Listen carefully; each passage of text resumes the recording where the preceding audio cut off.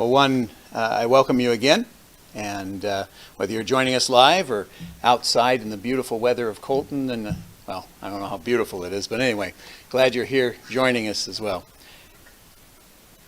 You know, one April evening in 2006 in the state of Indiana, after working at an event 15 miles away from campus, 6 Taylor University students and administrators were driving on a local highway when a tractor trailer crossed the median and slammed right into their van. The crash sadly killed 5 of the passengers immediately upon impact and left one seriously injured and in a coma. It was a stunning and tragic news for Whitney Surratt's family, and they were devastated upon hearing that their daughter was among those killed in the wreck. The bodies were not easily discerned, and so the funeral was a simple, closed casket ceremony. Meanwhile, the family of Laura Van Ryn, another student in the van, were thrilled that their daughter survived the crash, and they rushed to the hospital to be with her. She was in a coma, but they stood by her for weeks, praying she would wake up and talk to them once again. And then the miracle happened. Laura woke up and made some small steps to recovery. One day, Laura fed herself some applesauce. Another day, she played a game of Connect 4. She was becoming more alert and aware of things. But as time went on, the Van Ryn family became concerned. Some things seemed to come back to Laura, but other things, the comments the families made, they didn't make any sense to her. And then one day, to test her motor skills, doctors told Laura to write her name on a piece of paper. And to everyone's shock, the young lady in the hospital bed wrote the name Whitney Surratt. See, Laura Van Ryn and Whitney Surratt looked remarkably alike. They had similar builds, similar facial features, straight blonde hair, and the injuries their bodies sustained in the accident made it very difficult to tell the two girls apart. In the hours after the highway collision, the coroner had confused the girl who had died with the one who had lived. This scene is almost too unreal to imagine. Whitney's family had even visited with the Van Ryn family at the hospital, not knowing that they were looking at their very own daughter covered in tubes and bandages. They were right there in her presence, staring her in the eyes, but they didn't know it was their own sweet daughter, Whitney. When they finally learned the truth, they were shocked that they had been with their own daughter and not even known it. You know, as I hear this story over again, still, so many emotions go through my heart when I think about it. Deep sadness for the Van Ryn family and deep joy for the Surratt family. If only Whitney's family had recognized their daughter there in the hospital, their sadness would have easily turned into gladness. If only they had known it was her all along. Well, you know, in Scripture we notice that the disciples also faced a case of mistaken identity in the 3 years that they spent with Jesus. See, at that time, the Israelites had faced heavy taxes and military oppression by the Roman government as Jesus performed his miracles. Messianic expectations in the crowd were at an all-time high, and the people began to wonder if maybe this was indeed the king that they were waiting for. But Jesus did not come for an earthly revolution. He came for a heavenly one. He didn't come to save life. He actually came to die. They could not grasp the identity of Jesus as the sovereign ruler of the entire universe. And throughout the Gospel of Mark, they don't seem to understand that Jesus is the King of the world. He's the one that holds the entire cosmos in his hands. Their failure to accurately identify Jesus led them to fear, to anxiety, to worry. And our failure to recognize Jesus as who he is leads us to fear and anxiety and worry. The truth is that none of us are immune from suffering. If we're not currently experiencing the effects of a broken world, we will. Author Tim Keller said, no matter what precautions we take, no matter how well we've put together a good life, no matter how hard we've worked to be healthy, wealthy, comfortable, and successful, something will inevitably ruin it. And maybe as you're listening to me today, maybe you're going through a great trial right now. You're depressed and can't seem a way out of your despair. You're disabled and your pain and your handicap are too much to accept. You've recently had a miscarriage and you're heartbroken, or you were physically or sexually abused as a child, and you live every day in the haunting memory of what had happened. You're facing perhaps weeks of chemotherapy and you don't know if you can find the strength to make it just one more day. You lost a loved one and you miss him or her very dearly. Folks, there is no guarantee that anything you do will bring happiness or relief. There's no mathematical equation, no magic recipe to make you feel better, no special button to push that guarantees your life will turn around. But there is hope in recognizing who God is and what He has done for us through His Son. You know, we're in a series, as we speak, in a series called Win the Day. It's the idea that we can take over the direction of our life by changing a few scripts in our life. And in fact, there are 7 daily habits. Last week we looked at flip the script, that our story, our past, does not have to define us. And today we're in one entitled Kiss the Waves. The title comes from a quote that was reportedly ascribed to Pastor Charles Spurgeon. I have learned to kiss the wave that throws me against the rock of ages. In Mark chapter 6, we see the climax of the disciples' ignorance. They had just been sent out in pairs throughout the countryside, telling everyone they met to repent of their sins and to turn to God. And when the apostles returned to Jesus from their mission tour, they told him all that they had experienced. And we pick it up in verse 31. Then Jesus said, let's go off by ourselves to a quiet place and rest a while. He said this because there were so many people coming and going that Jesus and his apostles didn't even have time to eat. So they left by boat for a quiet place where they could be alone. Goes on, but many people recognized them and saw them leaving, and people from many towns ran ahead along the shore and got there ahead of them. Jesus saw the huge crowd as he stepped from the boat, and he had compassion on them because they were like sheep without a shepherd. And so he began teaching them many things. And what happened next was nothing short of miraculous. You've probably heard the story of the feeding of the people. Jesus told the disciples to collect food from all the people, but all they could come up with was a basket full of 5 loaves of bread and 2 fish. And then, verse 41, Jesus took the 5 loaves and 2 fish, looked up toward heaven and blessed them. And then, breaking the loaves into pieces, he kept giving the bread to the disciples so they could distribute it to all the people. He also divided the fish for everyone to share. They all ate as much as they wanted. And afterwards, the disciples picked up 12 baskets of leftover bread and fish.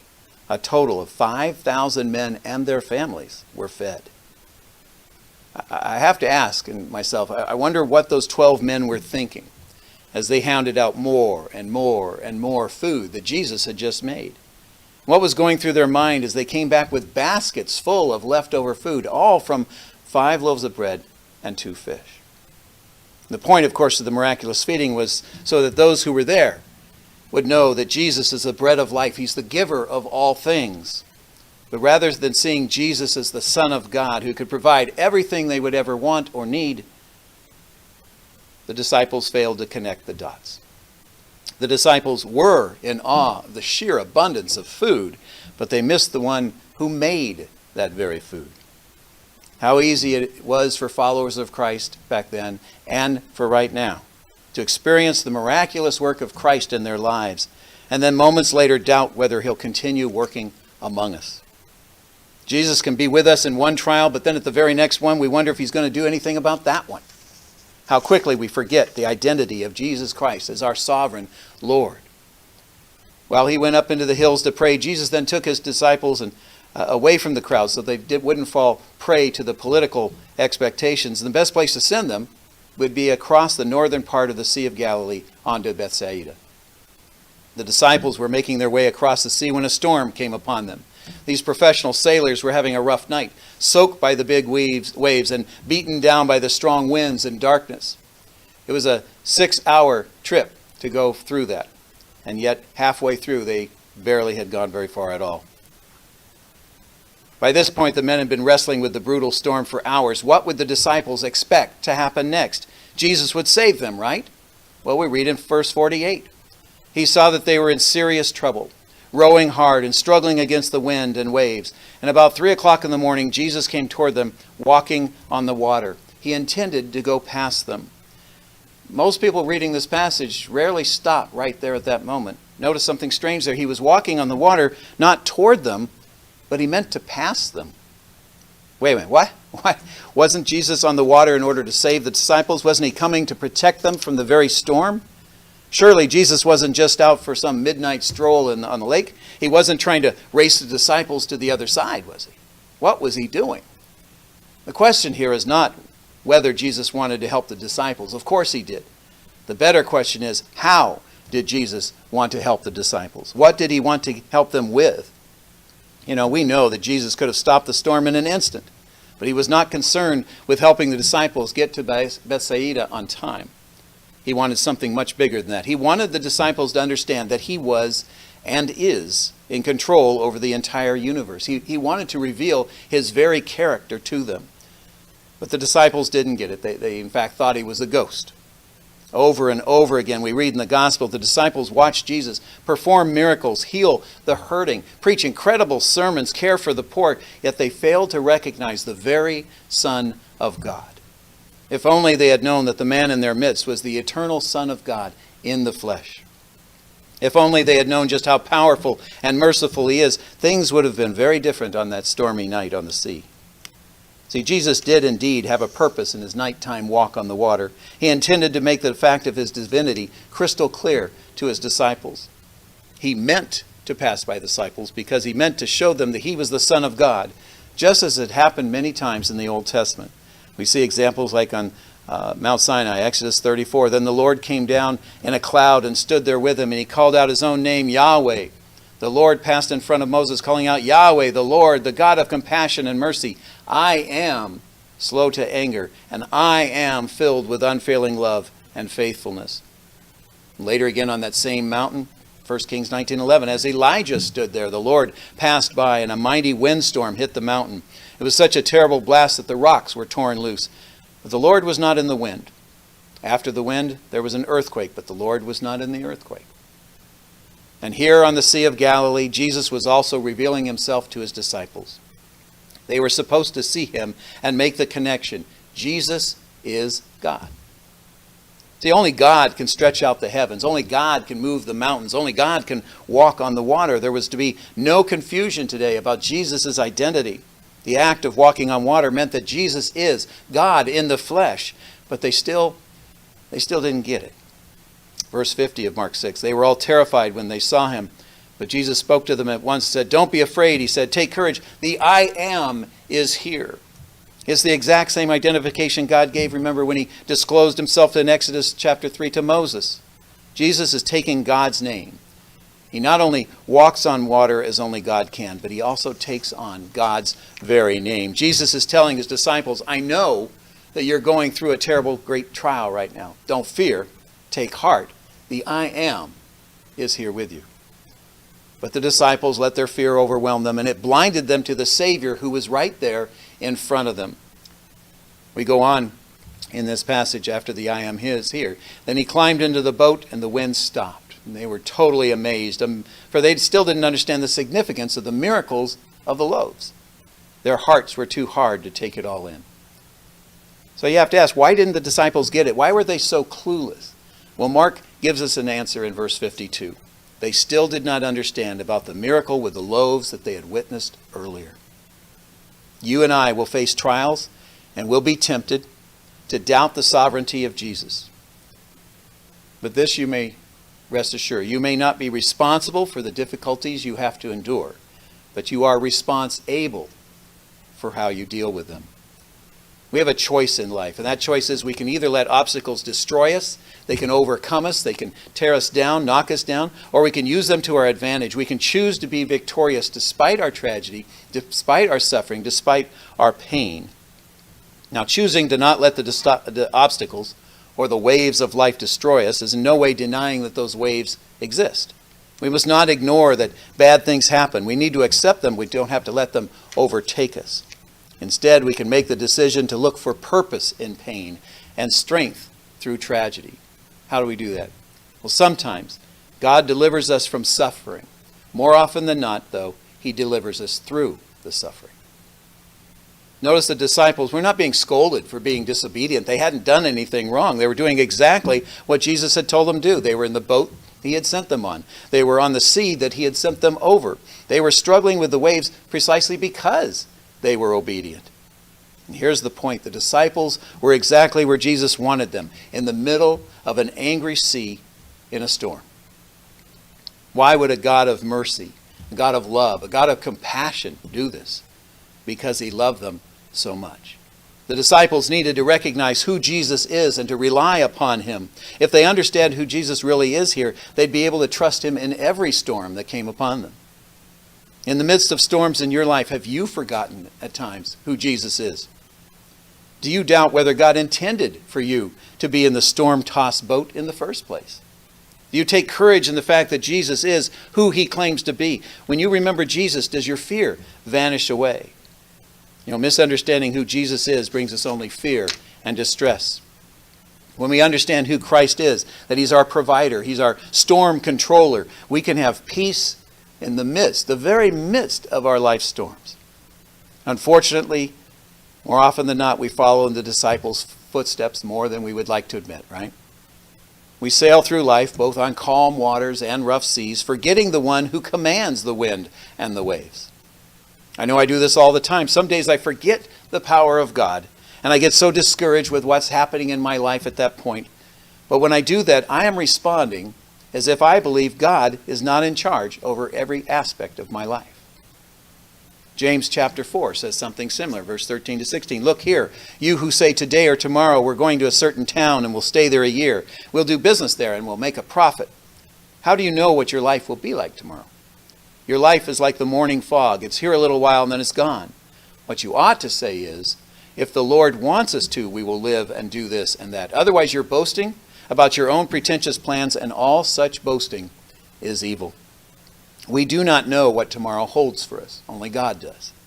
Our lives may be like a morning fog, as the verse says. But it's a fog that God holds in his hand. It's a fog that he knows about and that he's in control of. Isn't that reassuring? Because it should be. Your hardship is not out of his control. God is always overseeing your life.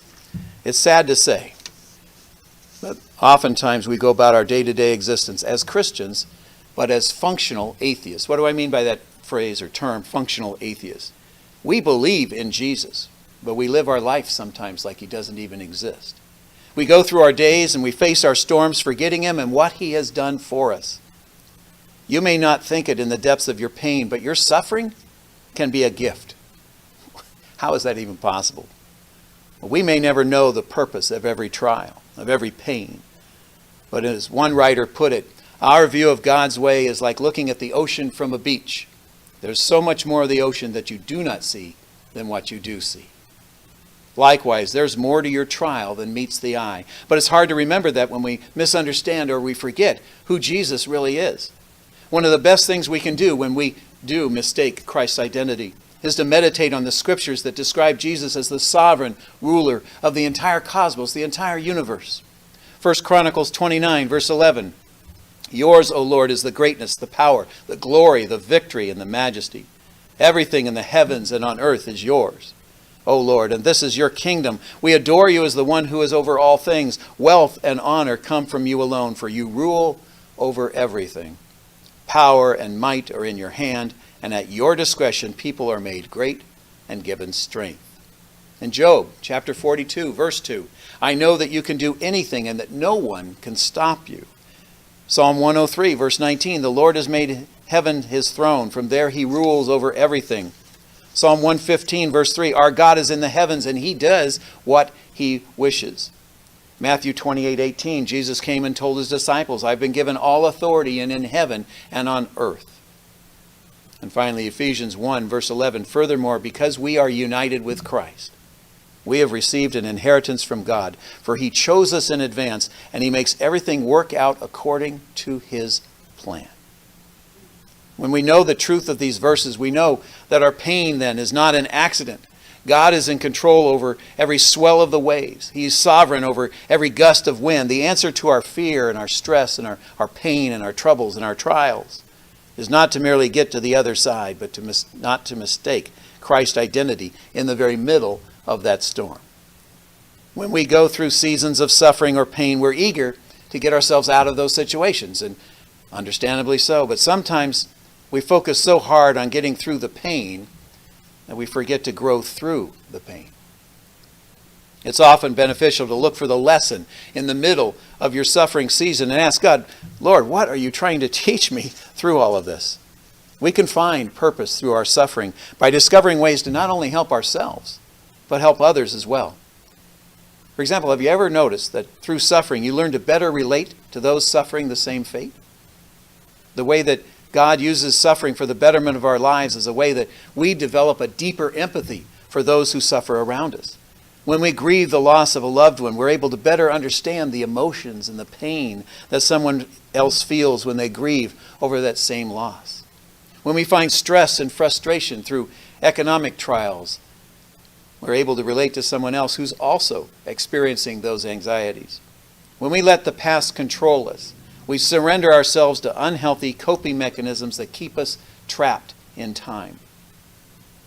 Whitney Sirach was right there in the hospital, in front of her family the whole time. They looked at her but could not see who she was, and they mistook her for someone else. Right in the middle of your pain, in the middle of your trouble, in the middle of your trials, Jesus is right there with you as well. He is the sovereign King of the universe who loves you, who cares for you, and is in control of your life. To experience peace in the middle of life's trials, we need to know that Jesus is the Son of God, and we need to live accordingly. Remind yourself of his power as you regularly read his word. As you reflect on your life, remember all that God has already done for you. Remember the loaves and fishes of your life. And as you do so, it'll help you face the storms and waves when they inevitably arise out of a fallen world. We are guaranteed to have trouble. But how we respond is up to us.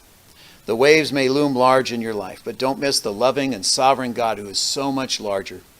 The one who sent the storms in the first place and holds you fast right there in the middle of it. We all face obstacles throughout our lives. And many times we allow those obstacles to overtake us. However, if we use these obstacles, these bad things that have happened to us, to our advantage, they can become our leverage rather than our downfall.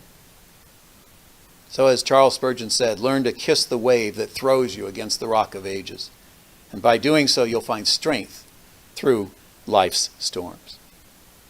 Let's go before the Lord.